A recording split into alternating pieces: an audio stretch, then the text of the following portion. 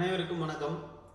இந்த வீடியோவில் ஒரு தரப்படும் கலப்பெண்ணை துருவ வடிவத்துக்கு எப்படி மாத்துறது அப்படின்னு பார்க்கலாம்.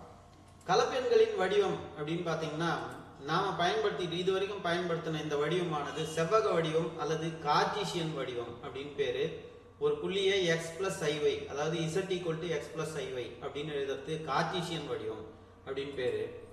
இப்போ துருவ வடிவம்னா என்ன அர்த்தம் அப்படின்னு பார்த்தீங்கன்னா வீச்சு மற்றும் மட்டு பயன்படுத்தி எழுதக்கூடியதுக்கு பேரு துருவ வடிவம் அப்படின்னு பேரு. அப்ப z equal to r cos theta plus i sin theta அப்படின்னு எழுதலாம். இதுல x இன் மதிப்பு என்னன்னா r cos theta, y இன் மதிப்பு என்ன அப்படின்னு பாத்தீங்கன்னா r sin theta என்பது y இன் மதிப்பு.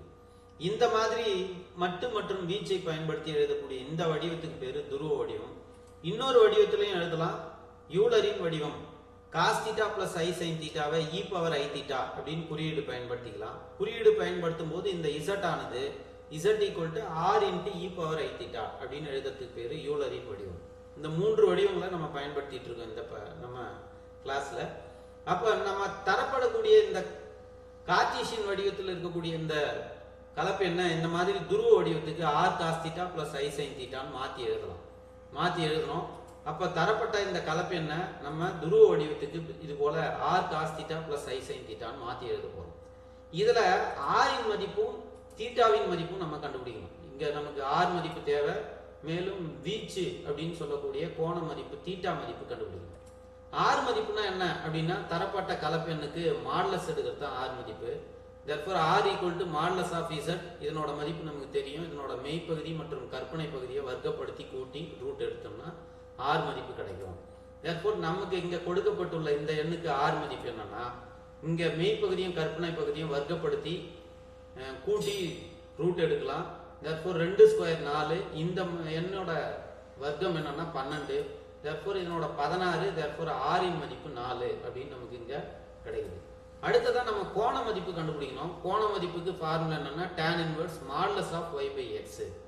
அப்ப நம்ம இங்க tan inverse of y மதிப்பு என்ன, x மதிப்பு என்ன அப்படின்னா தரப்பட்டுள்ள இந்த கலப்பெண்ல மெய்ப்பகுதி இது வந்து x ன்னு குறிக்கணும்.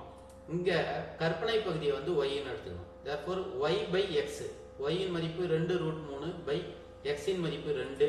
இந்த ரெண்டும் கேன்சல் பண்ணிட்டோம்னா நமக்கு tan inverse √3 அப்படின்னு கிடைக்குது.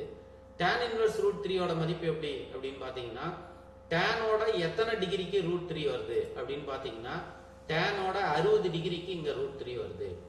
60 டிகிரியின் ரேடியன் மதிப்பு மாத்திட்டோம்னா 60 டிகிரிக்கு நம்ம tan π/3 ன்னு போட்டுக்கலாம் ஈக்குவல் டு √3. இந்த tan ஆனது இந்த வலது பக்கம் போகும்போது π/3 ஈக்குவல் டு tan inverse √3 அப்படின்னு அர்த்தம். tan inverse √3க்கு therefore என்ன மதிப்பு கிடைச்சிருக்கு அப்படின்னா π/3. therefore ஆல்பாவுக்கு நம்ம இந்த π/3 எடுத்து போட்டுக்கலாம். இப்ப தீட்டா மதிப்பு கண்டுபிடிக்கிறதுக்கு நமக்கு பாத்தீங்கன்னா இந்த தளத்துல தரப்படும் எண் ரெண்டுமே பிளஸ்ஸா இருந்தா தீட்டா ஈக்குவல் டு ஆல்பா. இது இப்படி அளக்குறோம்னு அர்த்தம்.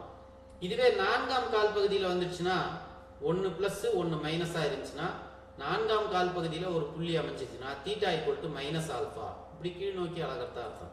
அதே ரெண்டாவது கால் பகுதியில் இருந்துச்சுன்னா முதல் நம்பர் மைனஸ் ரெண்டாவது நம்பர் பிளஸ்ஸா இருந்துச்சுன்னா theta equal to pi minus ஆல்பான்னு எடுத்துக்கலாம். ரெண்டு நம்பருமே மைனஸா இருந்துச்சுன்னா theta equal to minus pi plus alpha அப்படின்னு எடுத்துக்கலாம். இந்த கணக்குல நமக்கு தரப்பட்டுள்ள இந்த எண்ணானது ஒன்னாவது கால் பகுதியில் அமையறதுனால தீட்டா ஈக்குவல் டு ஆல்பா அப்படின்னு எடுத்துக்கலாம். அப்போ தீட்டாவுக்கு ஆல்பாவுக்கு என்ன மதிப்பு வந்துச்சோ அதை அப்படியே எடுத்து எழுதுனா போதுமானது. இப்போ நமக்கு ஆர் மதிப்பும் தெரியும், தீட்டா மதிப்பும் தெரியும் அப்படின்ற காரணத்தினால இந்த லைனை எடுத்து எழுதி இதுல ஆர் மதிப்பு 6 எடுத்துட்டு 4ன்னு போட்டுக்கலாம். இதுல தீட்டாவை எடுத்துட்டு நம்ம π/3 சப்ஸ்டிட் பண்ணிக்கலாம். இதுதான் கொடுக்கப்பட்டுள்ள இந்த எண்ணுக்கு துருவ வடிவம் அப்படின்னு பேரு. இது போல நிறைய கலப்பெண்களுக்கு துருவ வடிவத்தை மாற்றி பயிற்சி எடுங்க.